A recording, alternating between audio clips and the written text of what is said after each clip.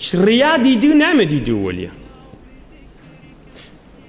Riya diýdigi ey jemaat. Bir şeriatymyz bar ahim biziň. Riyaň manasyny aýdyp berýär ahim. Men ýadigarlyk manasyny aýdyp beren size.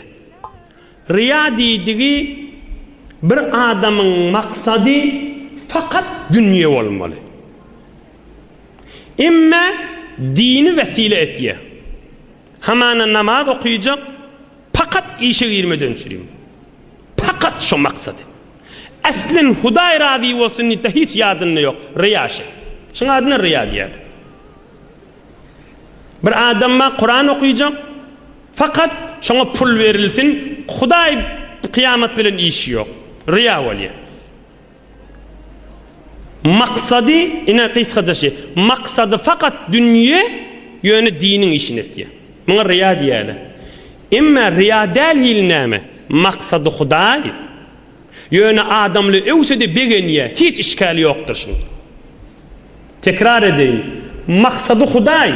Niyeti Huday'ın razıçılığı. Yönü adamla şunu söylemesin Kur'an'a okuyan, sen namazga okuyan, sen ibadet yerine yetiriyen dillerini begeniye hiç işgali yok taşın.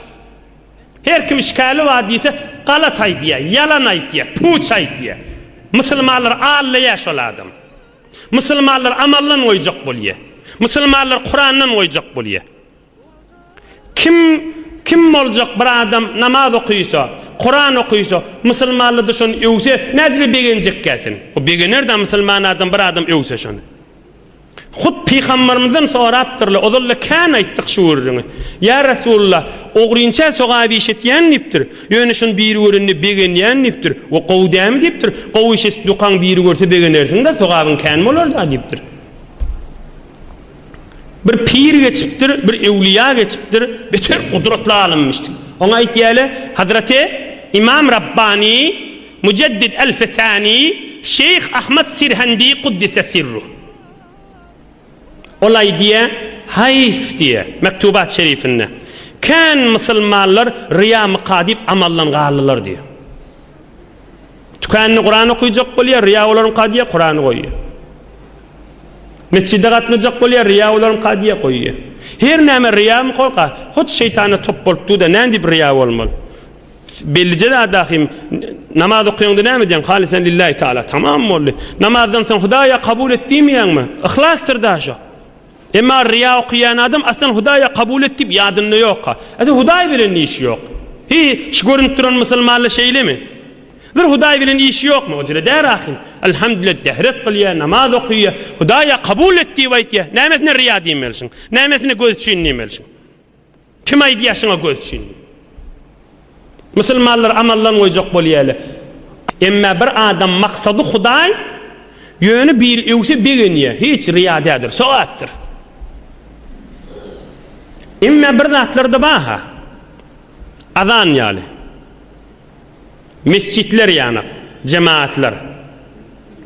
Ya bir ölü ayrılan adamı yumak yani, cenaze okuymak yani, ya bir mariz soramak yani. Min şeriatın büyürşi, min mahfisi yok, min bayit açık etmeli. Ay men riya olarım qadip adan çek değerliyse, iştiva işetiye, günah işetiye. Riya olsa da çekmeli şol adam. Yürüğünü riya düşüyor ha. Aslında kulli riya düşüyor. Kursağı dolup halkın begenişinden. Onunla da adan çekmeli şu. İzinde nem diyemeli, Hudaya diyemeli. Mena yürüğümün riya düşüyor, yürüğümden ayır, menden kabul et diyemeli. Tamam mı oldu? Yo men mescide gitsem, derhal halk gözüme görünüyor. Görünse görünsün. Mescitten qalmalar. Mescide barmal, Hudaya menden kabul et diyemeli. Cemaatine qaim durmalı. Ya mariz soracak, ya ölü yuyacak, ya kabir qazacak. Yok riya olarım kayıp korkyan. Kim ayt yaşkesi? Yerden çıkarmalı. Kur'an'dan çıkarmalı mı? Peygamberin sözünden çıkarmalı mı? Yerden çıkarmalı. Din ayt ya, şunu iş et diye. İzinden Hudaya menden kabul et diye ayt diye. Yani ansat çık görürünler. Bellice. Geleyliğinde öz görürün diye. Sen bir sorun ma, o da näme? Ahuncan onda näme aydiyalar, oğrinça sadaka versen sogabı känni. Bir form sadaka vermeli, sağ elin menen berende sol elin habari olmasın. Bir sahabalar näme il ortasına getirip döküpdirler. Howqulağasın. Hud Kur'an-ı Kerim'de va Sure-i Bakara Üçüncü parada, üçüncü para girenizde, üçüncü dördüncü sefhede vardır. Euzu billahi mineşşeytanirracim. İn tubdus sadakati fe ni'immahi. Allah'ın kelamı. İn tubdus sadakati fe ni'immahi. Eğer sadakanı halkın gözünün alnına versen de beter qawdattır diye Hud Allah diyesin. İn tubdus sadakati, eğer sadakanı halkın gözünün alnına versen de fe ni'immahi, ne kadar qawdat diye. Allah'ın kelamı. Bundan başka ne delil verir?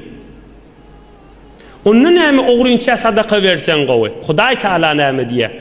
Ve in tukhfuha ve tu'tuha'l fuqara fe huwa hayrun lekum. Imma oğrunça verseňiz, garyby oğrunçasydan utandyrmançyk berseňiz, o ondan nagaw diýip diye. Tamam boldy da. Biz açyk sadaka vermän günäsi ýokmuşdyk. Açyk sadaka verme, hut Kur'an'da var. Açyk birinin gözünün alnına sadaka verseň de qawdat diye Hudaý Taala. Yani ondan ne gowrak oğrunça vermek diye. Ona tahassusi ulamalar aydanna ona mufadala diye. Haysından qawrak fakat şu. İkisi de qawdat. Yani oğrunça vermek qawrak da. Fakat şu. Mufadala hayz qawrak fakat şon görürüňi bar. İkisi de qawdat. Açyk sadaka bersen açykdy. İl ortasynda ber.